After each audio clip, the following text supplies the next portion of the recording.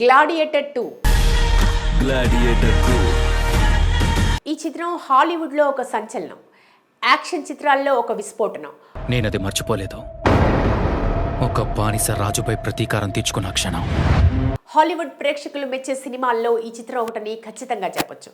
మరి సరిగ్గా 24 ఏళ్ల క్రితం అంటే 2000 సంవత్సరంలో విడుదలైన గ్లాడియేటర్ కథనం పరంగా నా పేరు మ్యాక్సిమస్ డెసిమస్ మెరిడియస్. ఒకప్పుడు ఈ సామ్రాజ్యానికి సైన్యాధ్యక్షుణ్ణి. మరీ ముఖ్యంగా టెక్నికాలిటీస్ పరంగా క్రియేట్ చేసిన సెన్సేషన్ గురించి ఎంత చెప్పుకున్నా తక్కువే. చంపబడ్డ భార్యకి భర్తని, ఒళ్ళంతా పగతో రగిలిపోతున్న సాహస వీరుణ్ణి.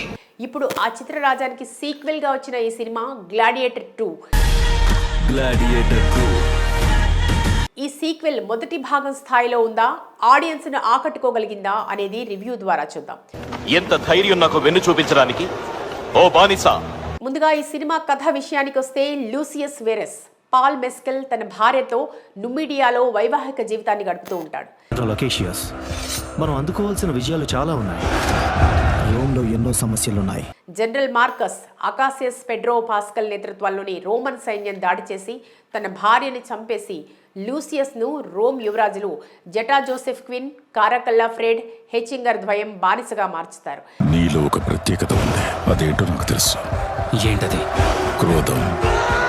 అయితే బానిసగా విముక్తి పొందాలంటే రోమన్ రాజులు ఆడే వికృత క్రీడలో విజయం సాధించి వీరుడిగా నిలబడాలని కండిషన్ పెడతారు. మరి అతను విజయం సాధించాడా? ఆ క్రోధమే నీకు వరం. తల్లిదండ్రులు లుసిల్లా మాక్సిమంకు లూసియస్ ఎందుకు దూరమయ్యాడు? రోమన్ యువరాజులు ఆడే క్రూరమైన క్రీడల్లో లూసియస్ ఎలా పావుగా మారాడు? క్రూర జంతువులు రోమన్ వీరులను లూసియస్ ఎలా ఎదిరించారు? ప్రాణాలతో ఉండాలి ఆఖరి వరకు. సిద్ధంగా ఉండండి. రోమన్ సామ్రాజ్యాన్ని తన గుప్పిట్లో పెట్టుకోవాలనుకున్న మాక్రినస్ డేంజెల్ వాషింగ్టన్ కు ఎలాంటి గుణపాఠం చెప్పాడు? ఎక్కడ జన్మించావు? నాకు తెలీదు. నా తల్లిదండ్రుల గురించి కూడా నాకు తెలీదు. తల్లి లూసిల్లా కోరికను నెరవేర్చాడా? జటా కారాకల్లా అరాచక పాలన నుంచి రోమన్ ప్రజలకు ఎలా విముక్తి కలిగించారనేది గ్లాడియేటర్ సినిమా కథ. నీ క్రోధాన్ని తగ్గించాలంటే నేను ఎవరి తల తెచ్చివ్వాలి చెప్పు? మొత్తం రోమన్ సైన్యాన్ని. చాలా ఎక్కువ. ఇక విశ్లేషణగా చూసుకుంటే ఈ సినిమా అన్నిసార్లు విజువల్ బ్యూటీగా వర్కౌట్ అవ్వదు. విజువల్ కి మించిన ఎమోషన్ ఉండాలి. అప్పుడే ఆ విజువల్స్ ను బాగా ఎంజాయ్ చేస్తారు ప్రేక్షకులు.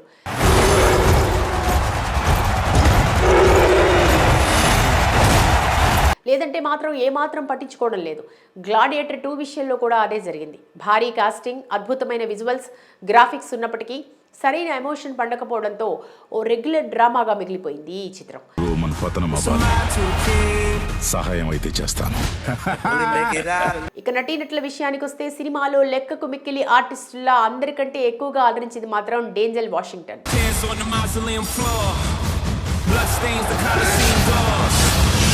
ఇప్పటి వరకు హీరోగా మాత్రమే చూసిన అతన్ని నెగిటివ్ రోల్లో చూడటం చాలా కొత్తగా ఉంది. అతని క్యారెక్టర్ కూడా భలే గమ్మత్తుగా ఉంటుంది.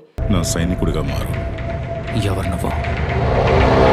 కొత్త తరం గ్లాడియేటర్ గా పాల్ మెస్కెల్ ఒదిగిపోయినప్పటికీ ఆ పాత్ర గొప్పతనానికి న్యాయం చేయలేకపోయాడు అనిపిస్తుంది. ఈ ఉంగరం మ్యాక్సిమస్ కి చెందింది. ఇప్పుడు ఇది నీకిస్తున్నాను. కోనీ నెల్సన్ మాత్రం తన పాత్రకు పూర్తి న్యాయం చేసింది.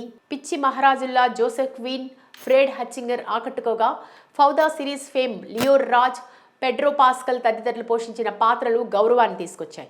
అరుపులు వింటున్నావా? రోమ్ కట్టిన వాటిలో ఇదే గొప్ప గుడి. ఇక సాంకేతిక పరంగా చూసుకుంటే గ్లాడియేటర్ ఓ విజువల్ వండర్. సీక్వెల్ తో కూడా అదే మ్యాజిక్ క్రియేట్ చేయాలనే ధ్యేయంతో మొదటి సినిమాకి సినిమాటోగ్రఫర్ గా బాధ్యత నిర్వర్తించిన జాన్ మతీసన్తోనే ఈ సీక్వెల్ కి కూడా సినిమాటోగ్రఫీ చేయించడం వల్ల క్వాలిటీ పరంగా అదే స్థాయి అవుట్పుట్ వచ్చింది.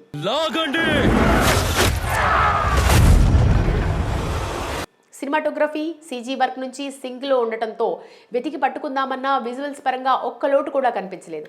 ఎన్నో యుద్ధాల్లో విజేతని, అసలు చక్రవర్తి మార్కస్ ఎరీలియస్ కి విశ్వాస పాత్రుణ్ణి. రోమ్ నగరాన్ని రీక్రియేట్ చేసిన విధానం, సెట్ వర్క్స్, ఆర్ట్ వర్క్స్ వంటివన్నీ అద్భుతంగా ఉన్నాయి. టెక్నికల్ గా వేలెత్తి చూపే అంశం ఒక్కటి లేదు.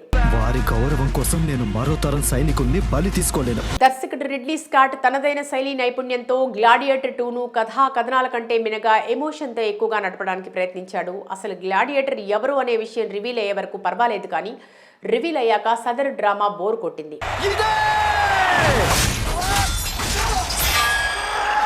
పీరియాడికల్ సినిమాల్లో ప్రతి క్షణం ఫైట్ సీక్వెన్స్ల కంటే డ్రామాతో ఎక్కువగా హోల్డ్ చేయాల్సి ఉంటుంది. వీరుల పట్ల ఈ విధంగా ప్రవర్తిస్తుందా? మొత్తంగా భారతీయ సినిమాలు కాకుండా కేవలం హాలీవుడ్ సినిమాలను ఇష్టపడే వారికి గ్లాడియేటర్ 2 ఒకసారి చూసేందుకు నచ్చుతుంది.